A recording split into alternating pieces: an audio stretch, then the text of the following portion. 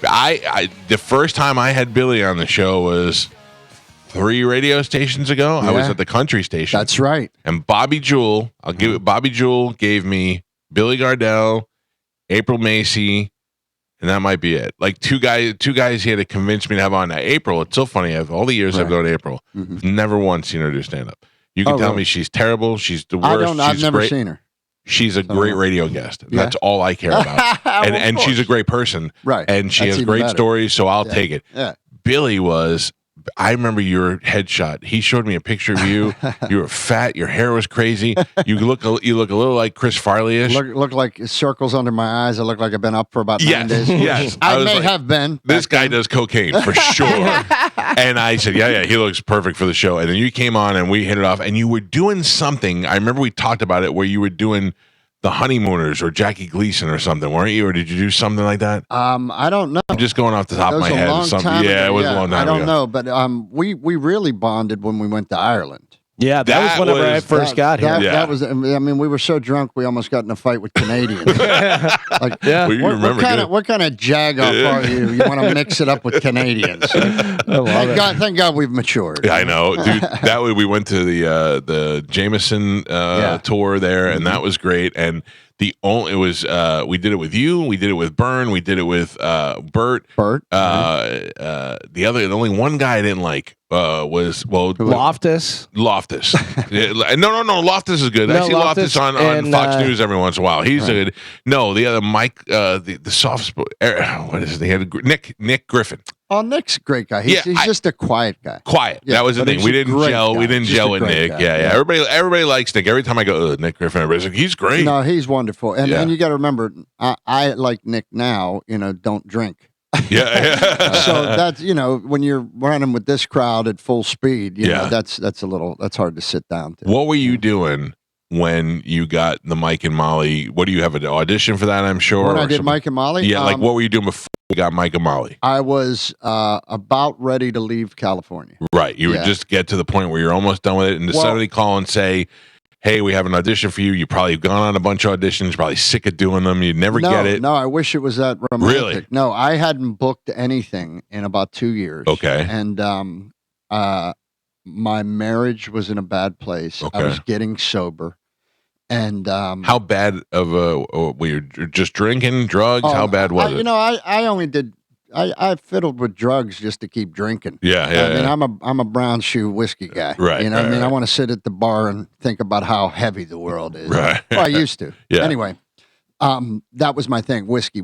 In fact, it was shortly after Jameson that I got sober. And I start sending cases of Jameson to the house. That's going to cause some problems. I mean, they would send us bottles on our birthday, they wanted Christmas, it in our hand the whole time. give it to you. Everywhere we went, put that in your hand. Yeah. It got to the point where I had to ask for a glass of water. Yeah. Can I please have a glass of water? Exactly. Is that possible? So I had our friend Randy Bauman in Pittsburgh. I call into DVE. I'm still a fan of radio and television. I'm from Earth One. Right. I haven't gone to the other side yet. So I needed to take care of my family. I had a new baby at the time. And so I was like, hey, man, I think I might be moving back to Pittsburgh. And he said, well, come on the show and, I'll be one of your guys for him. Right. Which would have been fine with me. I would have no problem with it. One of the better talk shows in the country. Yeah. These guys, they're similar to us. They're a rock station, but they also have the Pittsburgh Penguin games on. Like they're the cool station in Pittsburgh. He's like you guys. Exactly. And it's an intelligent show and it's something I could have been comfortable doing. I said, I'm going to ride out one more pilot season. Now, pilot season used to be a 3-month period where, from like January to March, they would have the new pilots and you would audition for those and hope you got a show. Right. And then hopefully it took off and all the other things happened. And I only got 3 auditions in that entire 3-month run. And the last audition was Mike and Molly. Really? I said, I'm going to ride out one more pilot season. Well, in that 3 months, 3 auditions, that was it. So I figured I'm headed home. Do you remember what the other 2 were? No. And I don't care. Yeah. But the third one was Mike and Molly. And I got that because the guy who played my partner on that show, Reno, Reno Wilson, who's like a brother of mine, and he played Officer Carl, but he called me. And a couple weeks out, he's like, hey, man, there's this show called Mike and Molly. I'm telling you, it's us. It's us. It's us. Get an audition for it. Get your agent on it. Right. So I asked my agent. He gets me in to the audition. So I do the audition, and they give me a call back. And I'm like, okay, well, maybe we're live here. Yeah, a little yeah. spark, right? So I'm going to read in front of Chuck Lorre. And I was late for that audition, which I'm never late to any. My Why were you late? My dad's a Navy guy. 5 minutes early, 10 minutes late. Right. You know?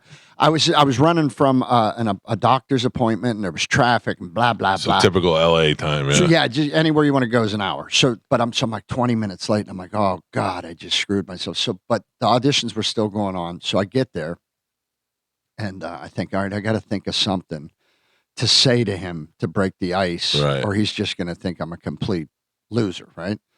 So I walk in, I go, I go, he goes, hello. I go, hi, I go, Mr. Lorre, Billy Gardell. I go, I just want to let you know what I like to do, Chuck. I like to find the most powerful guy in TV, and I like to make him simmer for about 20 minutes before I perform. I just like the added pressure. And he nicely laughed. You laughed at, yeah. And then I did the read, and then he actually, they called me to come in and test for the network.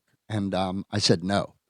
Because, and I wish I had some story where I was like, I said no because I'm an artist. No, I was terrified because I had a small development deal with Nickelodeon also. Okay. And my manager was kind of pushing them back and keeping them on hold until we found out what happened with this. Yeah. But I was worried because I was going to use that. I didn't think that Nickelodeon thing was going to go, but it was a little development money. And I thought that'll get us back to Pittsburgh. Gotcha. And I can set up camp, and I don't want to. And so I said, no, thank you. I said, I think I'm going to go with this thing. And then Warner Brothers called, and I didn't take their call. Not very smart. And then finally Chuck called me himself. Wow. Oh. And he said, that's the biggest guy in TV at the time. Yeah. And I have to give him so much credit, man, because I don't know where I was in my life at that time, but I just decided to really be honest with this guy. Right. And I said, man, I know who you are. And I said, if it was another time in my life, I'd be over there, washing your car. Right. I go, but here's the deal. I'm trying to repair my marriage. I just quit drinking. I'm out of my mind. I go, I'm trying to pull my life together. And I have a little development deal over at Nickelodeon, and I'm going to use that money to get my family back out. And he goes, well, why did you come in for the audition? I said, honestly, I was hoping to get like a reoccurring part like The Neighbor or like a once in a while thing. And he goes, well, he goes, I think you're the guy. And he goes, and I'm pretty good at this. I would have been like, thank God we got rid of this guy. And he goes, look, man, I think you're right for this. And he goes, and I'm going to surround you with a phenomenal cast, and we're going to do a little play every week. And he goes, and I'm going to help get you a great cast to carry the bucket of water up the hill.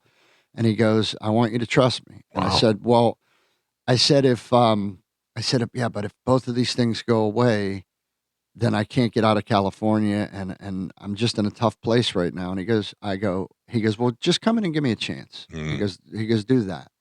I said, well, I need to talk this over with my wife.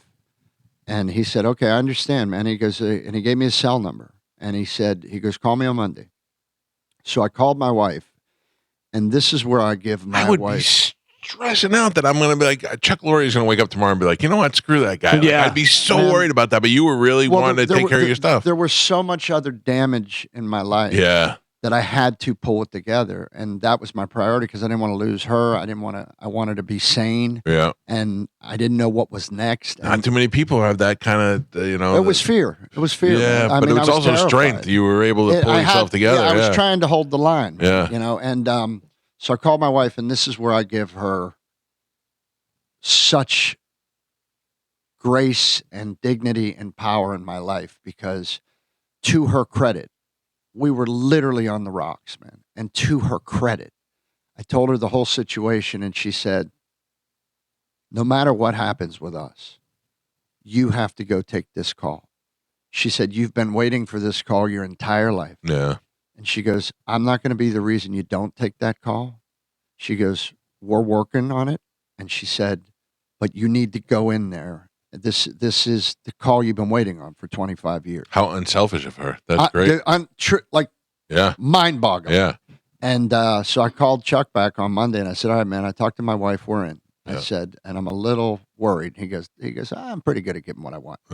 So the auditions came for the network, and I was supposed to go in to audition at CBS. Now, back in that day, you went over to CBS on Fairfax. Right. It was this big.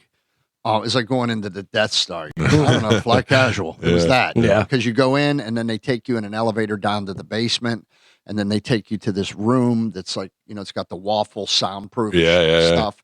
And you sit in a chair and there's a light on you, like an interrogation light. They used to do that, I think, to intimidate you. To see, like, if they'll crack here, they're not gonna be able to. So then all the network executives would sit and watch in the theater, but it was blacked out. And you couldn't see them, and it was just you and a casting agent. I have auditioned. I went 9 for 9. I was in there auditioning for a pilot once a year, every year for 9 years. 9 years. Never booked anything. Right. And one year I went in there twice. And the second time I was in there, I tried to crack a joke because I was still heavy. I go, hey, listen, if you guys don't give me this one, can you put me on Survivor so I could drop a few?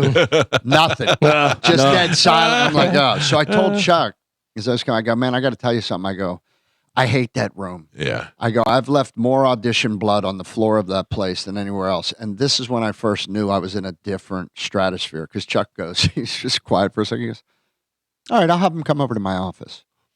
I was like, okay, we're in a different, this is like playing for the Yankees. So I walked in, and then karma kind of spun around. Peter Roth, who was the head of Warner Brothers for 20 years and probably the last great television man. He, at the time, when I came to Hollywood, was the president of Fox. And he saw me at the Laugh Factory, wanted to give me a development deal, did. And then like a week later, took the gig at Warner Brothers. And he was just starting there. Deal hanging. Well, I was there, but as you know, what happens is Doug Herzog came in, and whoever the new regime is, they come in and clear the table and say, yeah. But Peter was always a fan. So now he's the head of Warner Brothers. Chuck's office is at Warner Brothers. So now I walk in, and there's Chuck, and Peter comes over and gives me a big hug. Yeah. Now I got Chuck and Peter. I got two of your biggest fans of the in top guys. Corner. Yeah, that's so great. that was unbelievable. And then they said, we're going to have Jimmy Burrows direct, who directed Cheers and Taxi. everything. And we ended up becoming very good friends. But I was really nervous to see him, too, because 4 years before that, I had auditioned for Jimmy for a pilot, and I locked up in the room. Oh, really? Flop sweat, couldn't get the words out, had to start like it was Albert Brooks in broadcast. I just ruined it. And I thought, oh, God, that's all he's going to remember. And then, so I did the thing, Chuck and Peter in my corner. I get the part as Mike. So now we go to the first table read, and Burroughs is there, and I'm like, oh, God, this guy's going to think just I'm terrible. So we do the table read, and it goes really great. And then I come up to Burroughs afterwards, and I go, listen, I auditioned in front of you like 4 years ago, and I know I really tanked it, and I went in the toilet, and I just want you to know I'm going to be working really hard for you, man. I got this. I'm in a different stratosphere. I know how to do this now. I promise you I'm going to be on it for you. And Burroughs goes, what are you talking about? I don't remember any of that. I'll see you Monday. And then in your head, it was the biggest thing. Dude, it was and he was giant. like, I couldn't even. I've seen 800 people a week flop over here. Yeah. Exactly. That's so great. But, your fear is always self-centered. So you're like, me. He thinks me. But he had no idea. He was like, I don't even remember seeing you. So this is Billy Gardell, who is here with us. You know him from stand-up comedy. You know him from Mike and Molly, Bob Hart's Abishola. Now,